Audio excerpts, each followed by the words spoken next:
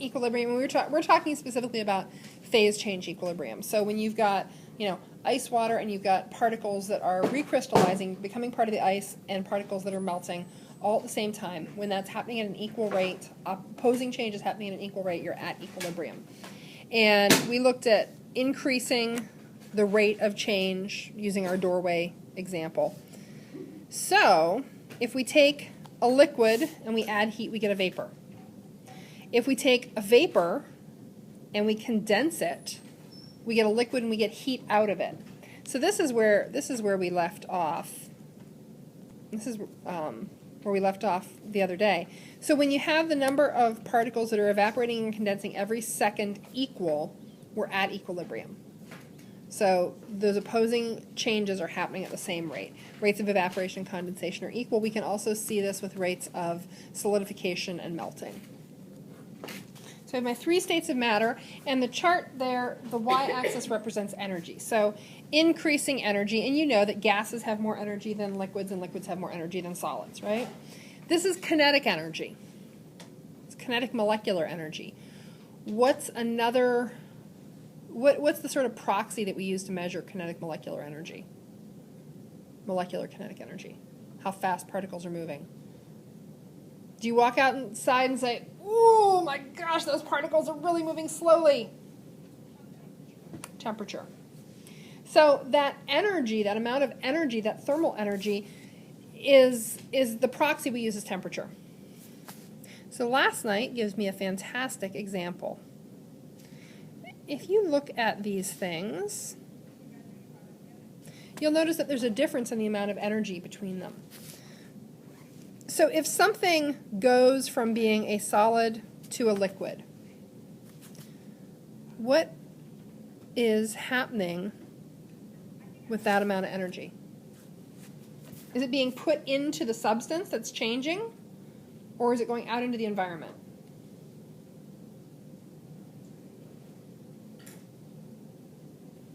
"50-50 shot." So you take this amount of energy and you have to add it to the substance to get the substance up to the next energy level. Now, if we have something that goes from being a liquid to a solid, where does this amount of energy go? Into the substance or out into the environment?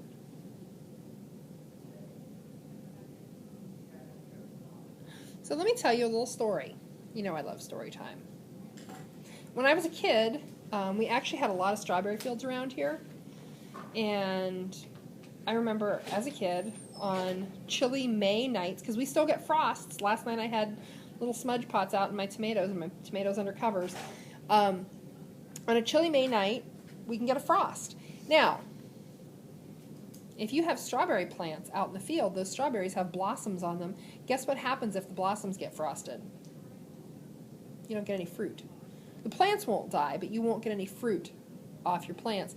And if you're counting on acres and acres of strawberries, that's a problem. So I remember as a kid seeing Fred Ward, the guy who was down the road from us, and he had probably 30 acres in strawberries. And on cold May nights, Fred would have out the irrigation equipment. And he would be irrigating the behoozes out of those strawberries. Just pumping water over the fields, pumping, soaking them down all night. And I would say, "Dad, what is he doing?" Saving the strawberries. How was he saving the strawberries?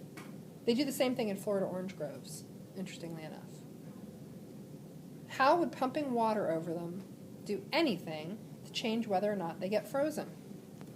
Well, no. Backwards.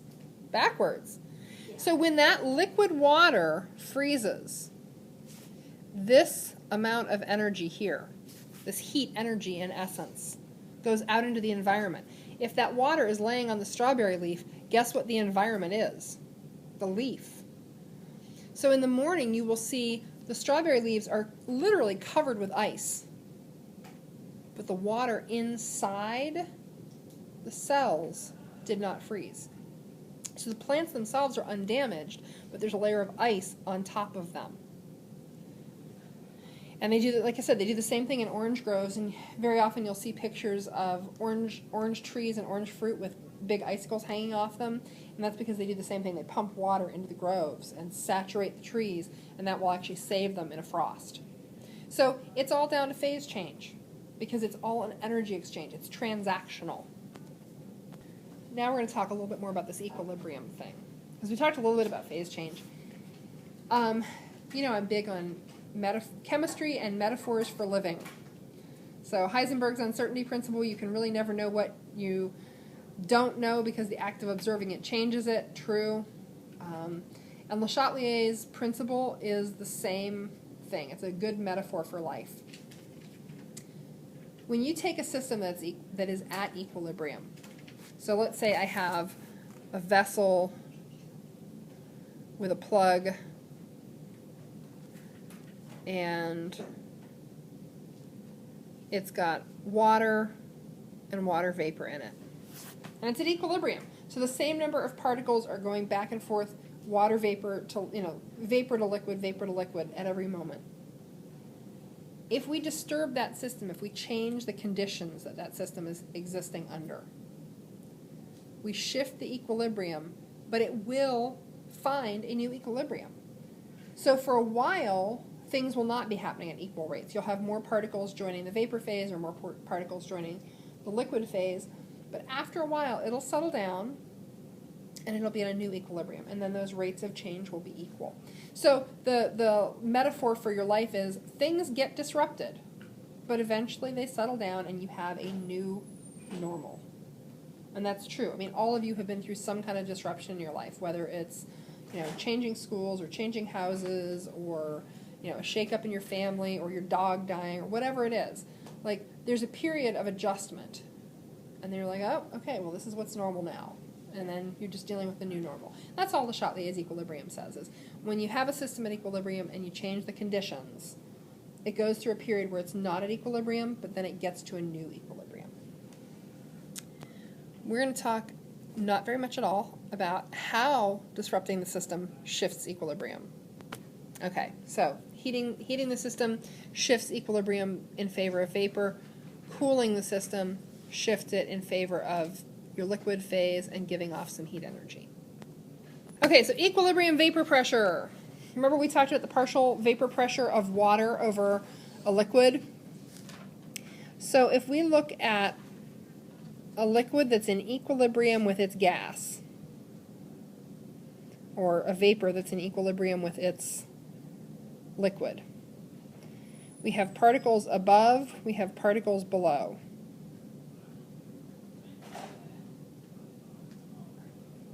Okay. The pressure that the gas is exerting is its equilibrium vapor pressure. So the higher the temperature, the higher the pressure that the gas is exerting. This is only valid if the system's in equilibrium. If we're actively changing it, it is no longer valid. So it has to be not being heated or cooled actively. So here's the thing. As long as the vapor pressure is lower than atmospheric, more of those particles are going to be in the liquid phase. When the vapor pressure of a liquid equals atmospheric pressure, guess what's happening? It's all evaporating. Because there's no longer atmospheric pressure pushing it down towards the liquid phase. So at that point, it boils off. Okay, so things that are what we call volatile liquids tend to have lower boiling points. They evaporate readily. Their internal forces of attraction are not all that strong. So they tend to have rather low vapor pressures, so they evaporate readily at atmospheric temperature. Non-volatile liquids have very strong internal forces, and they don't evaporate. So, who here has ever gotten rubbing alcohol on their hand? Okay, let's do this. So within the water, What are some of the forces that are drawing those water molecules together? Do you remember? What? Well, it's water, and it's only attracted to two things in the entire universe, itself and everything else. But what forces are drawing those water molecules together? Polar, yes, because water is a polar substance. So it's got little dipoles. It's got little forces of partial charge on each end, and those draw it together. So those are strong forces of attraction. It also has hydrogen bonding going on because it's got those little hydrogens that are sticking off the end. Alcohol doesn't have any of that. Alcohol is nonpolar, so there are no internal forces of attraction, and those nonpolar liquids tend to be rather volatile. And volatile tends to mean that they will evaporate readily. They have lower boiling points than non-volatile liquids. Anything, if you could melt salt, it would be strongly non-volatile because ionic compounds have got such strong internal forces acting on them. So, boiling. Let's talk about boiling. Did everybody boil water over the weekend? Excellent. Making ramen noodles is a fabulous way to do your chemistry homework. Boil water, observe it. You think this is funny. I'm glad you think this is funny, Mr. I've got homework. I have to go home and make ramen. Yeah, I gotta go boil water. So boiling, remember we said, is different than evaporation because the water molecules are escaping the liquid phase down inside the liquid. So those bubbles aren't just coming from the surface, they're coming from down inside the water column. And boiling is what happens when the atmospheric pressure and the equilibrium vapor pressure are equal. So, boiling point changes with increased elevation. So if you go up a mountain, if you go up to 8,000 feet above sea level, which is where I lived when I was in Arizona, the boiling point of water, do you think, is lower or higher? Well, let's look at an equilibrium vapor pressure table. It's vapor pressure of various substances. And remember, vapor pressure, equilibrium vapor pressure changes with temperature. So this has got a bunch of chemicals which are not water. So we have methyl chloride, butane. Who knows what butane is? Who here has ever seen a butane lighter? Probably all of you. It's a flammable fluid. It's a liquid, but it vaporizes pretty easily. It's very volatile. There is neopentane, diethyl ether, methyl acetate, fluorobenzene, and 2-heptene. These are all organic chemicals. Organic chemicals tend to be nonpolar. They tend to have, they tend to be pretty volatile, honestly, and have pretty low boiling points. So this is temperature in degrees Celsius. Here's 0. So that's 32 Fahrenheit for those of you who grew up on the standard American system. What is it? 10 is cool, 20 is warm, 30 is hot. So, 65 degrees is about 20. It's a nice day. If you look at many of these, so this is atmospheric pressure in ATMs. So here's 1 atmosphere. That's what we would call standard temperature, or standard pressure, rather. So where this line and this line meet, that would be STP right there. If you were using this chart to look at which material boiled at STP, which one would it be? Which one evaporates readily at STP? Let me do that line thing again.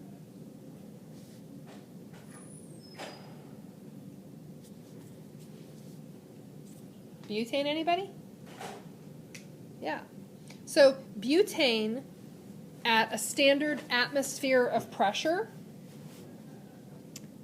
So standard pressure, 0 degrees, evaporates.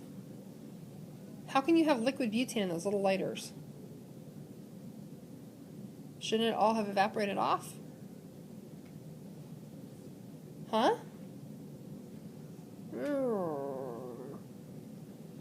What's the deal? How do they do it?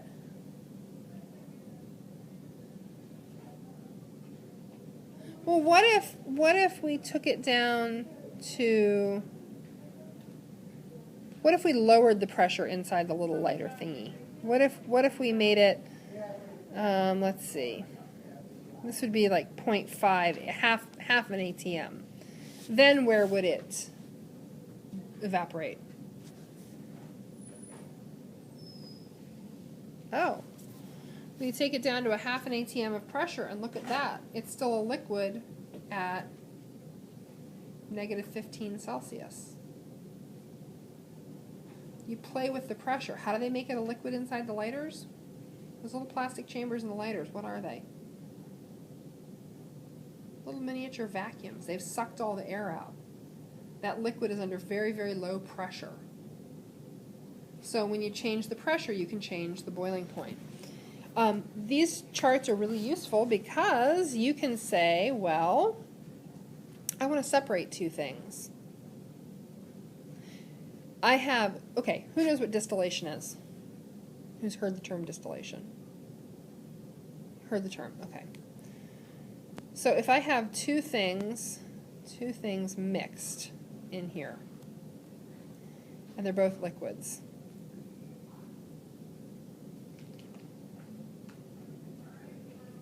and all their little molecules are running around side by side, there's no way to easily, you've done physical separations.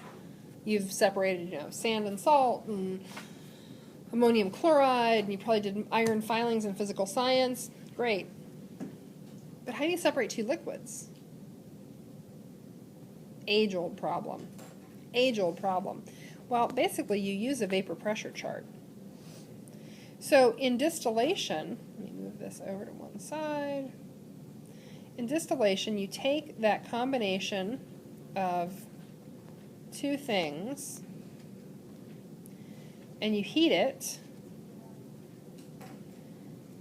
and you trap all of the vapor that comes off it.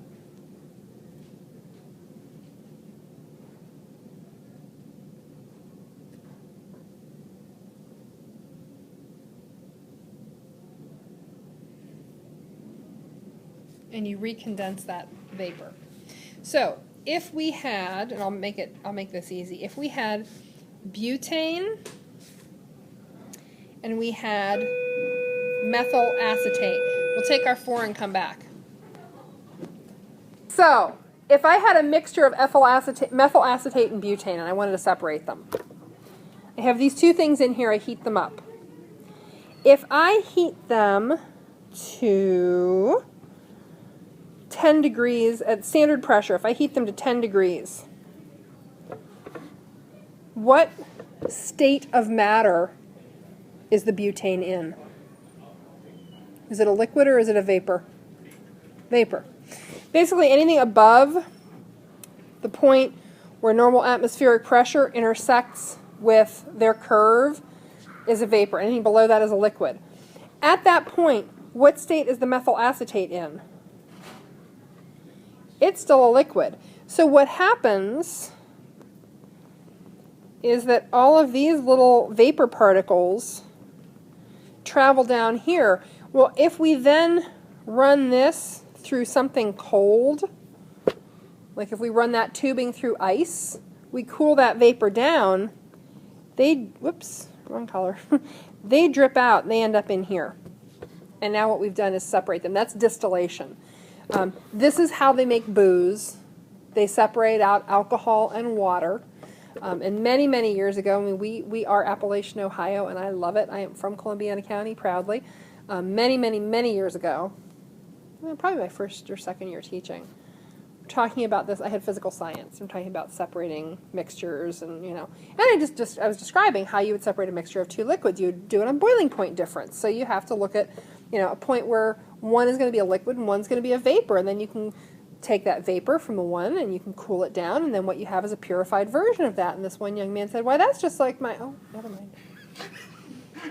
I thought, oh, in the proudest Appalachian tradition, home production. So it was just like, I think he was going to finish that sentence with like his grandpa's still or his uncle, Yeah. I assumed that there was a home still, and he knew better than to talk about it, but he was so excited by seeing a reference. That's just like my home. Yeah, very quiet. Okay, so we can use this to look at how we would separate two mixtures. The other thing that we can do is say, well, think about altitude. So I told you that up in the mountains, when I lived up in a mountain in Arizona, it was at about 8,000 feet elevation. So at 8,000 feet elevation, you're looking at about 70% of normal atmospheric pressure. So the usual atmospheric pressure up there, if 760 torr is standard atmospheric, you might be looking at 600, 570. It's significant. So, that puts you down in this range. At what temperature would butane vaporize at that elevation? If we assume that this red line here is the elevational pressure there, at about what temp would butane vaporize? Yeah, somewhere just shy of -10 Celsius. These kind of charts do sometimes show up on the ACT, and I don't think, did anybody see anything like this, vapor pressure? Okay. They have showed up in the past, but they're useful for that. Now, what adjustments do we have to make to baking at elevation? Why do they have high altitude baking directions? I had the unique experience of not only living at 8,000 feet above sea level, but I worked in a bakery. I did. I worked in a cafe and bakery. I was the weekend baker. I had to go in at 4:30 in the morning on Saturdays and Sundays for about a year and a half. Well, So, why do they have high altitude baking directions? So let's go back and look at this again. Any one of these lines could be water. They're similar. They're not. These are all more volatile than water. This chart doesn't even go up to 100. But if we drop the pressure, what happens to the boiling point? Does it increase or decrease? It decreases. So at 8,000 feet above sea level, where your usual pressure is hovering at 580, 600 torr, what happens to the boiling point of water? It's decreased. So when your oven in the bakery is at 400, do you have to bake that thing as long, or do you have to bake it as hot? No. You actually, very often you add a little bit more water if you don't change the cooking time or they change the temperature. We had to follow the high altitude directions. Like we made, our brownies were box mix, giant industrial box mix brownies. They were good, but we had to follow the high altitude directions because the water evaporates more readily at elevation. If you are a baker in Denver, which is 5,000 feet above sea level, Mile High City, same thing. You have to modify your baking because the water is going to evaporate off more rapidly. Now, who here has ever seen a pressure cooker? Okay, pressure canner, pressure cooker, I have both. I should have brought one in. The idea behind a pressure cooker is you take a vessel, you lock it down, there's a gasket in here, this is totally sealed. I have added that. And you put your food in there. There, I don't know what that is. It could be beans, it could be anything. And beans that you normally have to cook for 4 hours take 45 minutes. Wow. How? So it's called a pressure cooker. Okay, stuff is under pressure. But what does that have to do with anything? I don't know. I have one at home. Okay. You put what? Wings. Okay. Do you cook those under pressure? It's like this big like grate. Yeah. It's like a big circle. With a big lock on it. Yeah. Yeah, they have to be locked. You don't want to open them under pressure. That's bad. Things will fly out badly. A lot of pressure in that vessel. There used to be, they've improved design considerably. Pressure cookers from, like before the 1970s are generally considered not all that safe. They used to occasionally explode because they're under a lot of pressure, sending food and shrapnel flying. Not a good thing. Not a good thing at all. Why does putting it under pressure make stuff cook faster or make the meat more tender or anything else? Huh? It's moving faster. How's it moving faster? Think about temperature and pressure and vapor pressure that we just looked at. At a higher temperature, or at a higher pressure rather, what happens to the boiling point? It goes up. So water is not going to vaporize at 212. You can't get the water to be more than 100 degrees Celsius before it turns into vapor. So if you're cooking food in 100 degrees Celsius water if you're boiling it. The water is just at 100 degrees Celsius. You can't get it to 110. You can't get it to 115. It's stuck at 100 degrees Celsius because the minute it gets above 100 degrees Celsius, it escapes into vapor. If you put it under pressure, you can significantly raise the temperature of the water in which you're cooking it. And you can direct that energy into the food. So, because it's under pressure, so those water molecules are being forced to stay in the liquid phase because there's that increased vapor pressure on them. Okay. Okay, so assigned 1, 2, and 9 through 15. This is the chapter 12 review. Starts on page 388 in your book. That's it.